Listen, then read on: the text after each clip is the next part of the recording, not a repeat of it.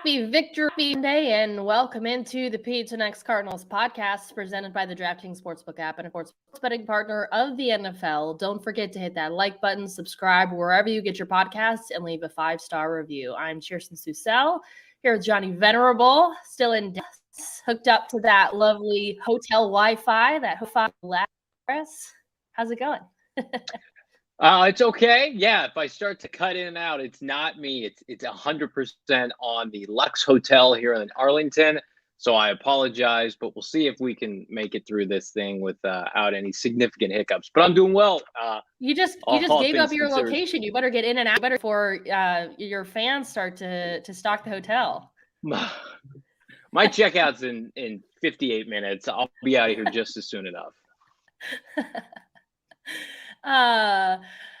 Well, you look like you had a fun time out there. I commend you on the throw that you made during the post-game show that I was unfortunately not a part of, but was watching. Your celebration had me wasn't digging that. A little embarrassed for you, but it was a great throw. Yeah, I appreciate it. It was actually, and people don't know this, I'm going to out myself. It was an undersized football too. So I probably typically wouldn't be able to throw a spiral like that with a full-size football because my hands are average size, I would say. I got hit by a football from what appeared to be like a 6-year-old. It hit the camera. So then, I picked it up. It was probably the size of like a small Nerf ball. So thankfully, it allowed me to use a little camera trickery to show off for the masses. So that was fun. That was definitely a nice icing on the cake to what was a very complete performance by the Arizona Cardinals on the road. That I would have probably looked to peg somebody harder with that football had the Cardinals lost yesterday. Well, it was a good night for Cardinals fans, for you, team, some of their confidence back. One thing that did make me chuckle after the game was Kliff Kingsbury's comment about AT&T Stadium and how he has bad memories there and gets triggered when he's there because it was just a few years ago that he found out via a tweet while he was there in the locker room, which I'm not sure what he was doing at AT&T Stadium. Unless they wouldn't have played a game there, right? But so maybe there was like an exhibition game. It was like mid-season he got fired too. So maybe Texas Tech Stadium's right down the street and it wasn't bowl season. That's a really good question. I don't know if maybe they had like a conference or maybe they had to practice there that day. Or but if you remember, he got fired. Everybody. Yeah. But he got fired well into the season and it was like October. And then the Cardinals hired him 2 months later. Right. So anyway, he was there, and when he found out that he was fired, which is never a way that you probably want to find out that you're fired. I was laughing at it, and then I was like, he brings up getting fired from Texas Tech, I swear, like once a month, and it's been 3 years. And I wonder how much. He brings it up in most of the time in a sarcastic way, and he has that self-deprecating sense of humor. But I wonder how much that genuinely influenced him, whether it fuels him or how much that has actually had an impact on his career ever since. Yeah, and I think in the landscape of college football, there is far less patience, I would even say, at times in the NFL. You look at coaches that are thrown out to the dust in the SEC in particular, how many that Nick Saban have canned because they aren't able to compete at the highest level. And I don't know if Texas Tech had, false expectations of what they are, who they are as a program. Kliff Kingsbury was winning about 7 games a year. He was trying to establish a program. He was getting quality recruits and they were putting up high numbers offensively. I'm not here to defend Kliff's record at Texas Tech. It's not great, but at the same time, it's like, look who they've been since he's left. I mean, you could argue they're in worse shape, and he's got this team at 11-5. So let me read a little bit of an article by Bleacher Report that because I was trying to figure out why he would have been at AT&T Stadium. So I was kind of just doing some digging and like trying to figure out like when he was fired, when he was, et cetera, whatever. I don't know. I don't think it had anything to do with what Texas Tech was doing. But anyway, so I was doing some digging and I came across this article. Let me read it for you. It's like laughable now. During a survey prior to the 2017 season, an anonymous NFL coach said Kingsbury wasn't ready for the role when Texas Tech hired him. According to Athlon Sports, quote, Kingsbury is a hard worker, super talented, but he wasn't prepared to be a head coach when he got the job and just hasn't put his head together at the he tries so much on offense. And then later on, he's a great offensive who should land on his feet as a coordinator somewhere and then sure. But Tech may need a head coach who's more well-rounded in order to own a complete team capable of ascending 12 ranks. Well, that's interesting because yesterday, I believe, was the first time in Kingsbury's career, I think, that he's over 500 as an NFL coach. Not the first time, but he is now over 500 as an NFL coach through 3 seasons. That's a pretty unbelievable accomplishment considering things like that were written about him just 4 years ago. That's insane. Like his journey, I'll be curious to see, 10, 20, whatever years from now, see how his career goes. Because to be 500 that kind of written about you, like you just were not, you were in over, you're trying to do too much, you're not ready to be a head coach, get fired. We all know he did end up landing as a coordinator, didn't for very long, and then was hired as an NFL head coach, and within the first 3 years has above 500 record. So I love that part of the story. When I was reading that stuff, I was just like, oh my gosh, did he exceed expectations that people placed on him? And no wonder some people don't want him to succeed. Wouldn't it be funny? It would be great for the Cardinals if he were to ever win a Super Bowl. If you're Texas Tech, because he's an alumni, do you have to put him in your Hall of Fame? And then when you have your Hall of Fame ceremony and there's kids there, hey, that guy's a great coach. Oh, yeah, he actually used to coach for us, and then we fired him, and then he went and won a Super Bowl with the Cardinals. That would be the crescendo accomplishment, I think, for Kingsbury, to have to be able to go back to Texas Tech and make everybody eat it because he went to the NFL stage. And listen, yesterday he got back on the right track, he and his coaching staff, to what they had been doing all year, which was, a month ago, he was the runaway coach of the year. He had a 3-game hiccup, and now yesterday, he took Mike McCarthy and his staff to task, and credit to Kliff for that.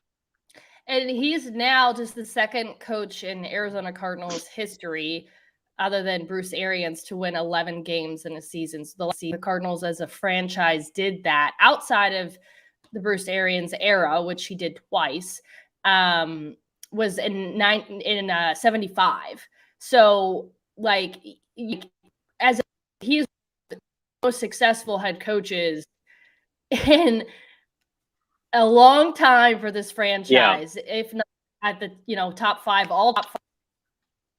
He's in the conversation. That coach in 75 was Don Coryell, who a lot of people think should be in the NFL Hall of Fame, and established that great offense in St. Louis. And then, of course, Bruce Arians, who, if it was up to Michael Bidwell, Bruce Arians would still be coaching here. It was Arians' decision to walk away and reset. And now you've got this coach who's young. This is what you wanted when you're Michael Bidwell and Steve Keim. You wanted to build around Kyler Murray with you wanted to have stability at the head coaching position and quarterback long term. And so for the people, I just thought it was laughable. I know we talked about it briefly, Chierstin, last week, but for the people that fire Kliff, Kyler's not a franchise quarterback. You see it on display yesterday of what this team can be.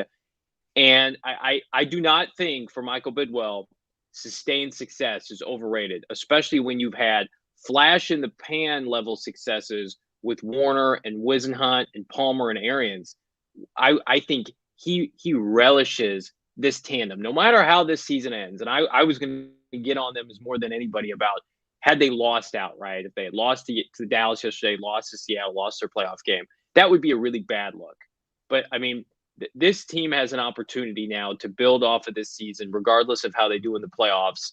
And it starts and ends with Kliff and Kyler. And thankfully, both are feeling pretty good after a win in Dallas. Arlington. I never know what to call it. It's just like it's Dallas. It's definitely not Dallas. It's definitely not. It doesn't look like that. Where I'm at right now, my hotel looks very industrial. It doesn't look. It's not There's nothing fancy about it. There's a Walmart next to the stadium that everybody walks to try to get their Ubers. Like I'm not trying to downplay. Is it like Glendale, like Phoenix? Yes, 100%. But less around. I would argue there's less around it for people to go and do. Interesting. There's I mean, Texas Tech. Yeah, they need a Westgate. They need a Lola. The Ranger Stadium's over here. They've got a couple different places. I think my judgment is skewed because it was so freaking cold yesterday that I didn't want to be outside anyway, trying to walk around. So it's okay. The stadium's gorgeous. It's the nicest stadium I've ever been in my life. Oh, I'm sure. I know. I'm jealous that I wanted to see that stadium. Oh, well, another time. Yeah. So Kyler should be given a banner to hang from that stadium because he just doesn't lose. He is now 9-0, or I would like to say 8-0 as a start at AT&T Stadium. He's technically 9-0. Some folks here at PHNX say 9-0. I say 8-0. There was a game at A&M that he threw a few passes, which included an interception in as a backup. Actually, the game was against ASU. And so technically A&M won a game, but I think he threw like 4 or 5 passes and one was an interception. Like even tweeted a graphic that said 8-0 after the game yesterday. I would say he doesn't count it. I wouldn't count it. 8-0. Regardless, though, he's undefeated at AT&T Stadium. And he made a comment that the mindset that he has is he's not going to lose at home. Like, he's just not going to do it. He's not going to come home and lose. And so there's a lot that could be said about Kyler getting back on track because he hasn't looked the same since that injury. But does this also mean that the Cards want to play Dallas in the playoffs? Are you asking me or do we have a clip? This question is for you, Johnny. Thank you.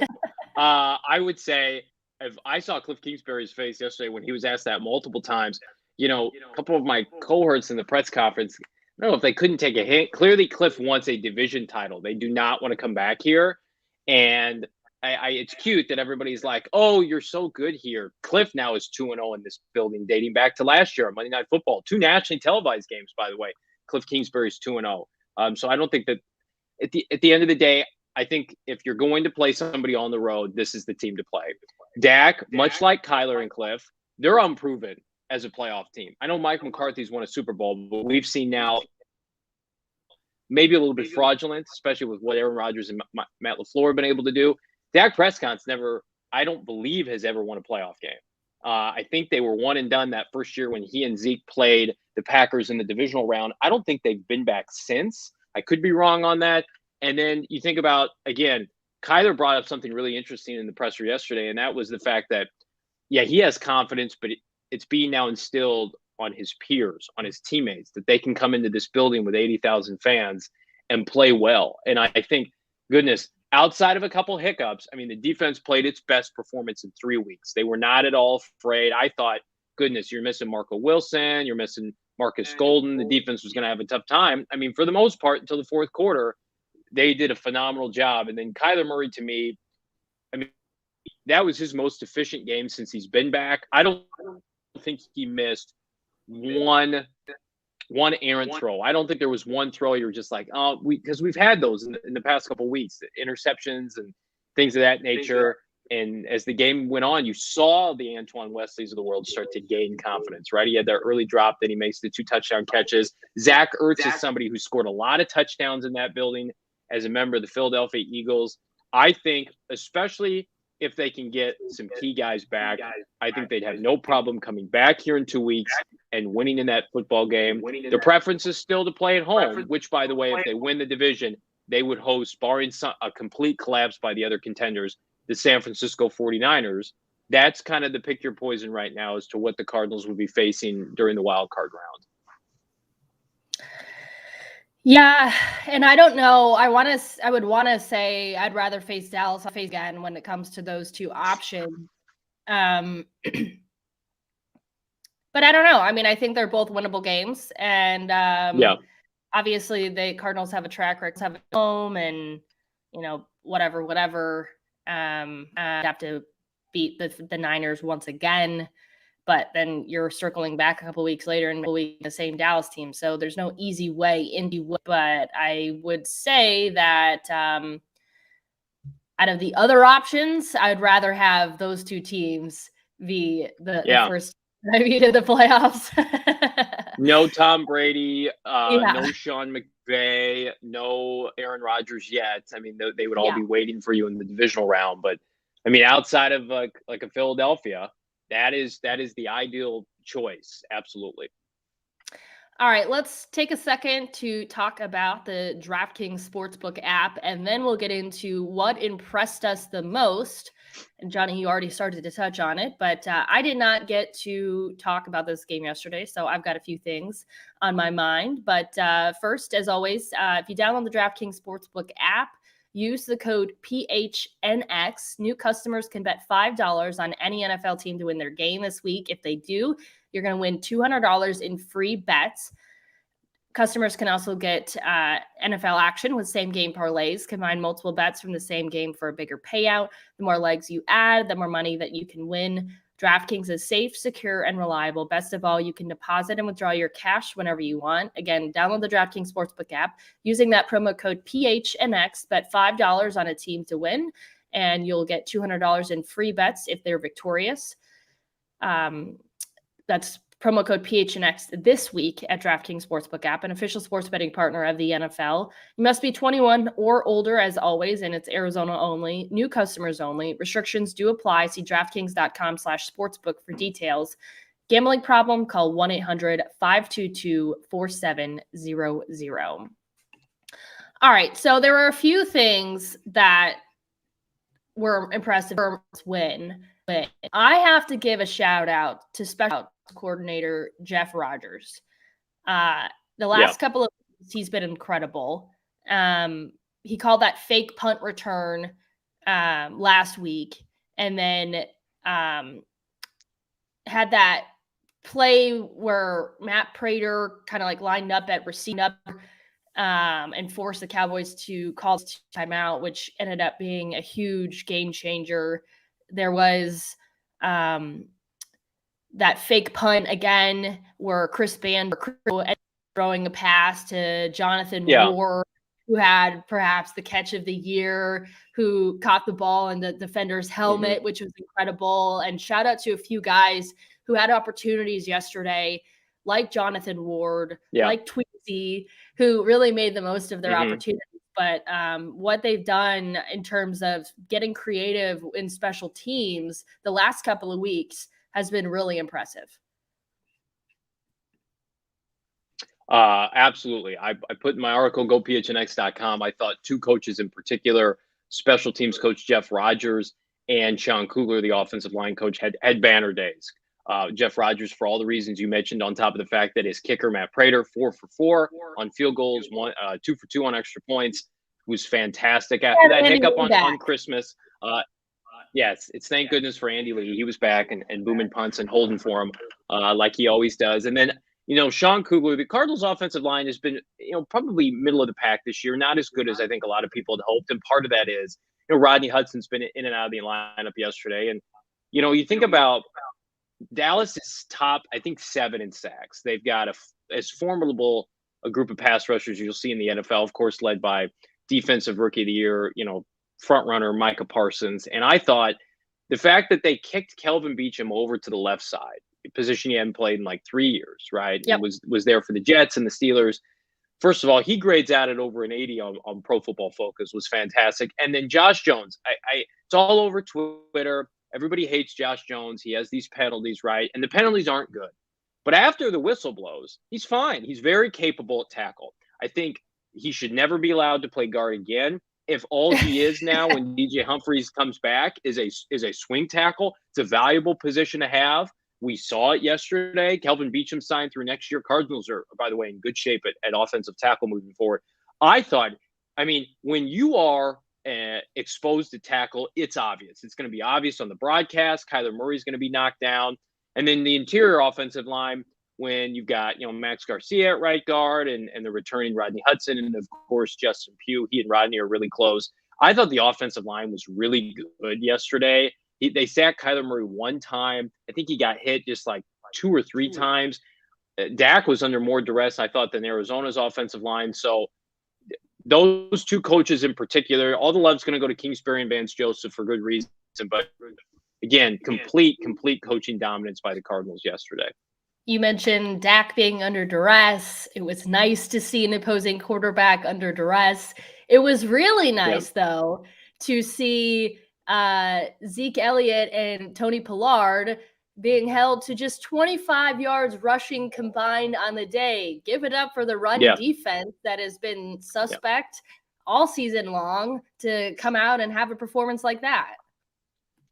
I don't know what to say other than maybe it was kind of a change in adjustments. I know Zach Allen was missed most of practice this week. Kudos to him for gutting it out.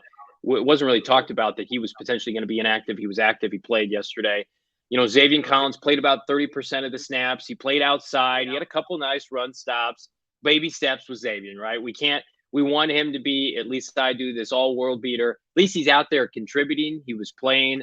I thought the Cardinals have the 2 best safety tandem in the NFL. Jalen Thompson's tremendous against the run. Budda Baker had another, all-pro kind of day. So it was a group effort. Now, I think if and when the Cardinals play Dallas again, I would expect to see Dallas try to commit to it a little earlier. But watching Zeke up close, he is not what he once was. That's not, breaking news, but the burst just isn't there. Dallas really hangs its hat having the number 1 scoring offense on their passing game. And so they were incredibly one-dimensional yesterday. I felt especially bad, Chierstin, for Chandler Jones, who played really well. He had that strip sack, and then Dak picked it up and threw it. And so Chandler doesn't get credit for that strip sack, which is terrible. I don't know why that's a rule. But outside of that, very nice effort. And the Cardinals should get both Marcus Golden and Devon Kennard back this week. Hopefully those 2 guys on the defensive end, and hopefully James Conner and Rondale Moore. Always have to take a pause before I say Rondale Moore's name. I have no idea why it's so hard for my brain to connect with this name. He needs to make more. We haven't seen him make enough plays to get embedded in your mind. That's what's happening. We need some touchdowns from Rondale. That has to be it. It's to roll off the tongue until you do more on the field and get it ingrained in my memory. But I would love to see guys back. To win a game like this too, missing the kind of players that they were missing was a huge win for them as well. I want to get into confidence, and if they've, they have sort of been missing their identity since they've had a few key injuries, that DeAndre Hopkins injury, whether or not this win solidified the fact that maybe they have found their identity. First, I want to tell you guys that if you love what we're doing over here at PHNX, want to help support us on this journey, you can become a member of the family today, and you're going to get a free t-shirt or your choice from PHNX Locker, or your first month for just 50 cents, depending on which option you choose. We also have these incredible sticker packs. Let me see if I've got this graphic for you guys. These guys, just $5. They're limited edition, so this is the first series. But once they're gone, they are gone. So we're always coming up with new swag, t-shirts, stickers, and we'll continue to put more stuff on our website, phnxlocker.com, which anybody can have access to purchasing anything that's on that site. But if you're a member, we always have weekly, monthly promotions that you could get all of our stuff at discounted prices, and of course have access to everything that we do at PHNX. So if you want to become a member, go phnx.com. We would love to have you become a part of the family. Okay. So this was a get-right game for the Cardinals, and it was a must-win if they wanted to keep their hopes of winning the division alive. And so for that reason, I love to see them be able to close out a close game and step up and rise to occasion when something in line. I mean, I wish that they weren't at this point of not being in control of their own destiny in terms of winning the division. Yeah. I thought the Ravens were going to get it done, and oh my goodness, that was going to be so exciting into the Cowboys game. But anyway, I had like a tweet ready because they final minute there, and I thought for sure Ravens are going to get it done. Cardinals are now in control of their own destiny. Let's go. And in that case, no. Anyway, it was just good to see them rise to the occasion. They've done that all year on the road for the most part. But they've given themselves a chance to still win the division, which is really important for this team. And hopefully they've got a lot of confidence moving forward too, as well. Now you've got, a Seattle team that has been struggling and is not the Seattle of past years, has to close out your season with. And if you win, your final two games, potentially win the division now heading into the playoffs, oh my, a big difference in conversation than what we were having prior to this game, which was, man, they could lose out and potentially head into the postseason having lost 5 games, which is a disaster. Yeah. Yeah, and they, I think, avoided to be maybe the first or second team ever to start with 10 wins through 12 games and then have potentially 4 straight losses. So they avoided that, which was great. This renews everybody's confidence. And I really felt Chierstin yesterday was the first time since the Hopkins injury that the offense adapted and said, okay, we're not going to be the offense that we were earlier this season and predicated on number 10. We have to elevate other people. And that sounds easy to say, but we watched the inconsistencies with this unit, and they weren't great yesterday. Kyler Murray said we had too many field goals. We should have put more points on the board. James Conner's in the Pro Bowl, right? DeAndre Hopkins is an all-pro. Rondale Moore was having a really good rookie season. At the end of the day, it gets watered down to the point where, I wasn't going to make excuses if they lost yesterday, but I would have understood. No DJ Humphries. I just think now it's okay, what can guys do well that we can emphasize, that we can highlight, right? Doing that option play with Chase Edmonds at the end of the game, that was fantastic. That came out of left field. They hadn't ran it all game. Antoine Wesley, to continue to feed him the ball, even though he had that early drop. They didn't say, we're going to get away from you now. You didn't take care of us on a critical third down. And he got rewarded. They got rewarded, right? AJ Green getting open in space a couple times.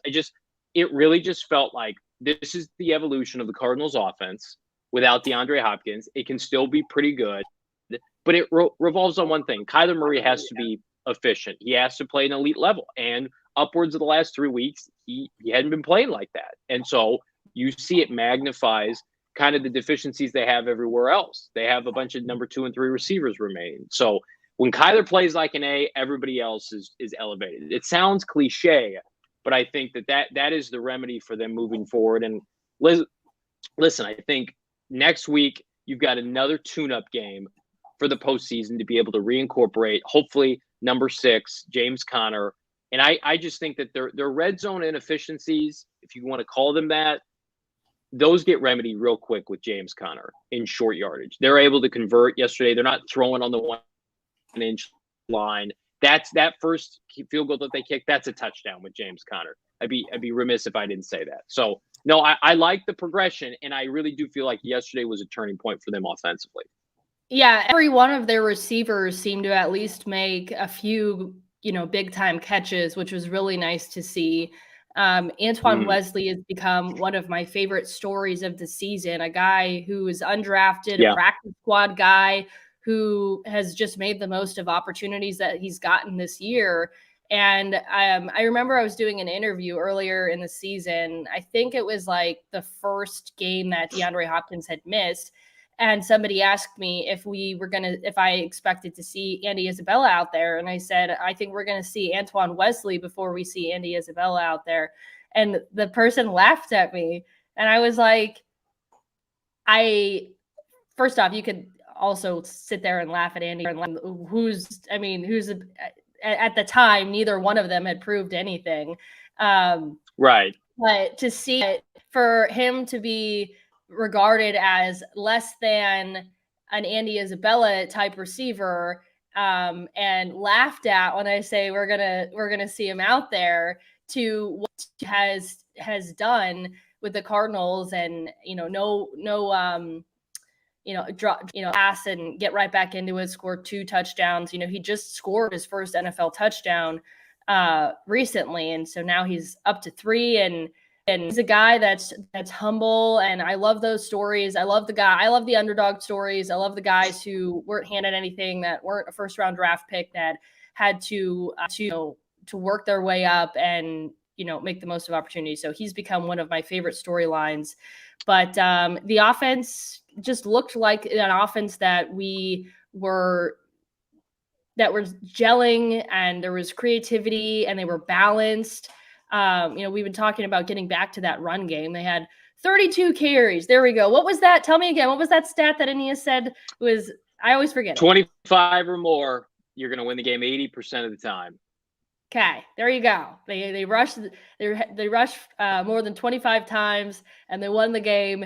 Dallas only had 17 carries, so that's got to be the difference maker there. But it was good to see them just get back to being more balanced, and they spread the ball around, and Kyler looked more confident, and it was good to have Rodney Hudson back for I'm sure that he helped instill some of that confidence in Kyler. But I just loved what I saw overall in all 3 phases of the game. Yeah. Your point on Antoine Wesley, it's funny. Kingsbury made sure to sneak this in yesterday, that he was the only one who lobbied to sign Antoine Wesley because, quote, when he was at Texas Tech, like no one could cover him. And he watched it at the collegiate level. And so that's got to be gratifying for Kliff too, because that everybody made the tie-in. Oh, Antoine Wesley, Texas Tech guy, who's bounced around the NFL. Nobody wants to give him an opportunity but his old coach. And now he's with the Cardinals. He's making plays down the stretch run. He is long and lean. I mean, it's not like he doesn't have muscle mass, but he's kind of built, I tweeted this out, kind of like a shooting guard a little bit. And you can tell why the Cardinals were desperate to get him and not Isabella in the lineup. And Andy did play a couple snaps yesterday. They have no size now in the red zone. Hopkins doesn't have a lot of size, but he's, super keen on one-on-one coverage, catching the ball in the red zone, getting the jump balls we saw with the Hail Murray. They need some size on the outside opposite AJ Green, and he gives them that. So I would expect Kyler to continue to target him, especially in one-on-one coverage. Let's get to some comments. Elon says, I think we still need to make the coverage tighter when other team is 3rd or 4th and 5 and they get the first down. A player gets wide open because defenders are way back. So comment about the defense. And somebody who did not enter a name said, wish James Conner would have been playing to get that goal line work, but hopefully he's ready to go next week. There were definitely a few times in the game where I was like, man, I wish we had James Conner in right now, but it is what it is. Yeah, I mean, Benjamin, or not, Chase has banged up ribs too. You can see him kind of clutching his ribs. He got hit by Micah Parsons late, so kudos to Chase. He gutted it out, but I mean, I think, and I don't want to dog on Chase Edmonds because he's a fantastic player, especially for what the Cardinals ask him to do. But I think it's pretty obvious now the Cardinals work best when they have their 2 backs healthy, rolling together. Conner especially. Chase is not built, and I think we've got a sample size now over the course of his 4 years with the Cardinals. He's not built to carry the load. He is built for a complementary role, 60-40, 50-50, something like that. So that's just something to keep in mind as both these guys are going to hit the free agent market. He's fantastic for what the Cardinals do, but it is difficult. And the Cardinals had trouble running the ball yesterday outside of Kyler and then a long, end around by Greg Deutsch.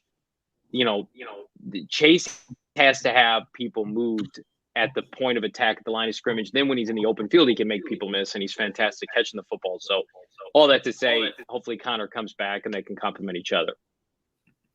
All right, let's get into our final thoughts before we wrap this up. But again, if you download the DraftKings Sportsbook app this week using the promo code PHNX, bet $5 on any NFL team, you're going to win. To win their game, you're going to get $200 in free bets if they are victorious. Again, that's using the promo code PHNX this week at DraftKings Sportsbook, an official sports betting partner of the NFL. All right, so it's interesting. I always like to take a step back and just kind of listen to the narrative and see what the posts are on Facebook and Twitter from Cardinals fans to kind of get a feel for how they're feeling. And the last few weeks have been really rough. There was a lot of calling for Kliff, doubting Kyler's, not only his ability to be the Cardinals franchise quarterback, but even a quarterback in the National Football League. It was probably the most frustrated I've ever seen fans. So many people starting to bring up like what Kliff was an NFL caliber coach and Kyler was an NFL quarterback. Things that I had not heard since they were basically brought to Arizona. And then now I've seen the narrative switch to, see, I can't believe you guys doubted Kliff and Kyler. What kind of fans are you? And whatever. And so reading that temperature of space, and I get it. The late weeks were really tough. We almost saw like their entire season slip before our eyes.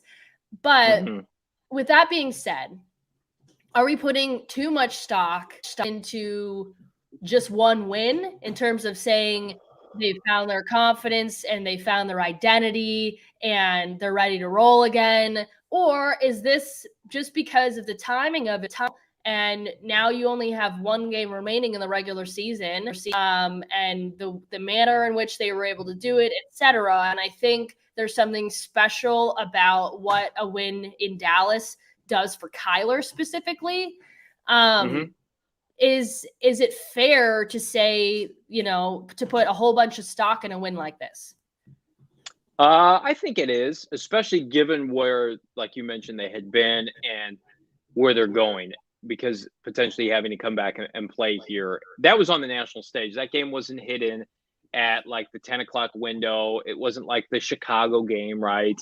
I think that game meant something to everybody because, in part, Dallas was fully healthy. The Cardinals were not, and they flipped the script like so many teams did on them, and they came out and they controlled that game. I know it got close there in the fourth quarter, but I mean they controlled it from start to finish. I would say most importantly, it gives Kliff and Kyler some breathing room because you cannot end the season on a 5 or 6 game losing streak and expect to be no turnover in the offseason.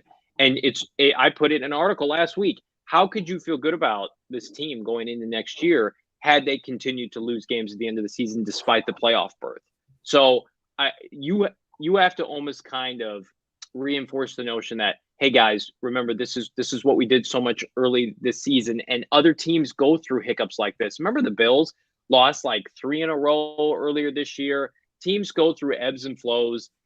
Nobody's outside of the Packers. I mean, Tampa, they could have lost to the Jets yesterday. The Rams are really inconsistent. Stafford looks like a mess. Dallas was one of the hottest teams in the NFL before yesterday. So I think because it happened so late, the Cardinals hadn't gone through that season hiccup that most teams go through. But you add on the Kingsbury narrative that he can't win at the end of the season and the fact that the Rams, now overtook the division from you. I think it was like the perfect storm. Whereas if that happens in October and then they remedy it, or if it happens in November when Kyler is out and then they fix it, nobody's worried about it. And I agree.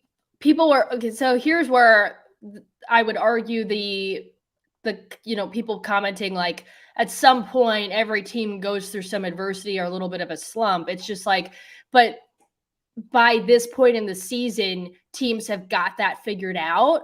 And you want to be up upward at the end of the season and not the opposite direction. So I Absolutely. don't feel like it's apples for apples in terms of comparing a late season slump heading into the postseason compared to, what teams did in weeks, 4, 5, and 6. So it's two completely different things. I would say I would be probably concerned and having some of the same conversations if they lose to Seattle and they end up winning, 1 of 5 to close out the regular season and, enter it with a loss against Seattle. I don't think they're completely out of the clear yet, but I do definitely love what I see. Love to at least be able to see a product that looks like they're back on the same page and have an identity. It's just something that we haven't felt in 2 months or so. And so for me, I saw enough where I'm like this may not be like, they're not losing again, but it's what I needed to see, at least at minimum. Yeah, agreed. It's not the magic elixir, but it's a step in the right direction. They have to build on it. Charlie says the atmosphere at the game yesterday was amazing. I would love to see this matchup in the playoffs again. We talked about it. I wouldn't mind it for sure. I do think it's difficult to beat a team twice in a matter of a couple of weeks. But them or the 49ers. I would rather be at home before the fan base to be able to experience that. But if you're asking me which team I would rather face, I think as much as I dog on Kyle Shanahan, I think he's a better coach right now than Mike McCarthy. And I do think that, it's hard to decipher who is going to play quarterback for San Francisco in that game. Remember, they gotta win this week anyway, but then that would lead into the division talk. So I guess, by default, if they win, the Cardinals win, they play them. Dak was not great yesterday. He was skipping balls. He was inconsistent. If that Dak Prescott shows up, sign me up. But Dak can flip a script too. So the Cowboys, I don't want to continue to harp on this. They hadn't played anybody. Their division is awful. They played so many backup quarterbacks. The last capable quarterback they played was Derek Carr. They lost to him. They get to play Jalen Hurts next week. And while he's not Kyler, he's probably the most comparable in terms of his ability to move and to throw that they're going to face in the second half of this season. So, I mean, I don't know. It's a toss-up for me. I would probably say San Francisco, give me the rookie quarterback. But the mantra and the atmosphere of the team yesterday, they are not afraid to come back and play here again. Yeah, I agree. NFL AZ Cardinals just brought this up. We'll close this out in a second here. Should we ask Malcolm Butler, a name that I have not heard since week 3, to come out of retirement? LOL, dude screwed us at the beginning of the season. You know what? 2 things here. I did look up his Instagram real quick because I was like, what ended up happening? Because it is interesting, and he's totally meaningless to this team, especially at this point in the season. And I definitely worked out for the Cardinals. Thank goodness it worked out for them. But we never heard exactly what happened. And his Instagram is like he has a black, completely like black graphic as his profile photo, and then he deleted anything Cardinals related from his social media, and then has not posted at all, anything. I do genuinely hope that he's okay. Because I mean, shoot, at least he didn't pull, something mid-season, with I was just about to say that. I said, would you rather have him pull an AB and walk out of the Dallas game yesterday? He quit. He left the team for mental health reasons, we think, before the season started, and the Cardinals were able to adjust. Now, if you're Tampa, you're down 2 of your 3 starting receivers, and AB just kind of up and left you. So I think the Cardinals probably got the better end of that. Yeah, I agree. All right. Well, Johnny, I know that you've got to catch a flight back here to the desert. So safe travels, and we'll wrap this thing up. I appreciate you hopping on with me before you catch that flight. Sure. If you have not subscribed to our podcast, wherever you get your podcasts, or follow us on our YouTube channel yet, or on social media at PHNX Cardinals_Cardinals, we would appreciate that. If you do, it certainly helps us out. Also, if you follow us or subscribe to our podcast, rather, leave a review. We would also appreciate that as well. It certainly helps us out. Johnny, once again, safe travels, and we will see you guys all tomorrow.